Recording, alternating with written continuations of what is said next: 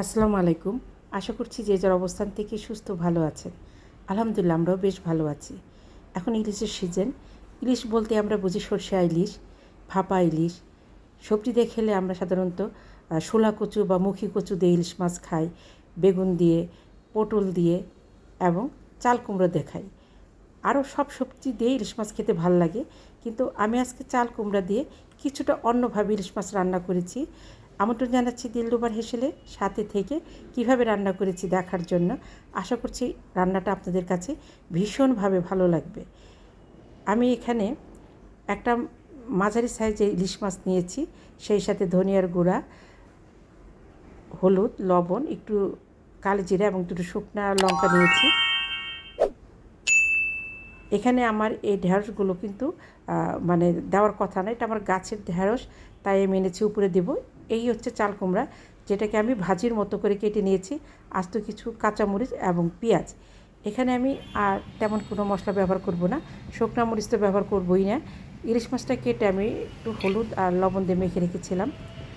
আমি কড়াইতে কিছুটা তেল দিয়ে দুটো শুকনা লঙ্কা এবং কিছু কালি জিরার ফোড়ন দেব। এটা ইচ্ছা করলে আপনি স্কিপ করতে পারেন, দিলে ভালো লাগে। সেই সাথে খুব সামান্য পেঁয়াজটাকে আমি খুব ভালোভাবে ভেজে নেব, একদম ব্রাউন কালার করব না। অনেকেই মনে করেন ইলিশ মাছে পেঁয়াজ খাওয়া যায় না, পেঁয়াজ খেলে ইলিশ মাছ খেতে ভালো লাগে না। আসলে ব্যাপারটা তা না, আপনারা সবভাবেই খেয়ে দেখবেন, ভীষণ ভালো লাগবে। এখানে কিন্তু আমি আদা রসুনের বাটাও দিয়েছি খুব সামান্য, একটু হলুদ, ধনিয়ার গুঁড়া আর লবণ। আমি এখানে আর কোনো মশলা ব্যবহার করব না। মশলাটা পানি দিয়ে গুলিয়ে আমি এই পেঁয়াজ ভাজা তেলের ভিতরে ছেড়ে দেব এবং এটাকে খুব ভালোভাবে কষিয়ে নেব।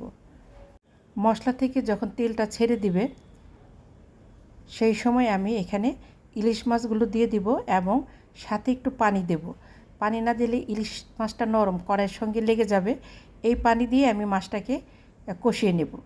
নতুন বন্ধুরা অবশ্যই কমিউনিটি বা যে ব্লগটা নতুন দেব সেখানে নক করবেন, তা না হলে খুঁজে পেতে অসুবিধা হয়। আমি আপনাদেরকে ব্যাগ দিতে পাচ্ছি না। আমি আন্তরিকভাবে সরি এবং আপনাদের কাছে আমার রিকোয়েস্ট থাকবে অবশ্যই নতুন ব্লগ বা কমিউনিটিতে নক করবেন। এটা আমার না, সবার ক্ষেত্রেই।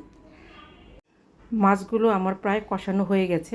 ইলিশ মাছ রান্না করতে খুব একটা সময় লাগে না। আমি মাছগুলোকে উঠিয়ে নেব। আর চাল কুমড়াটাকে আমি এই তেল মশলার ভিতরে কষিয়ে নেব। অনেকে চাল কুমড়াটা হয়তো চিনতে পারেন না, এটা কিছুটা লাউয়ের মতো, সাইজে একটু ছোট হয়। অনেক সময় চাল কুমড়াটা খুব তাড়াতাড়ি সেদ্ধ হয়ে যায়, আবার অনেক সময় সেদ্ধ হতে বেশ খানিকটা সময় নেয়। আমি এটা তেলের ভিতর খুব ভালোভাবে ঢেকে ঢেকে কষিয়ে নেব। যারা দিলরুবার হেসেলকে সাবস্ক্রাইব করে পাশে আছেন তাদেরকে অসংখ্য ধন্যবাদ।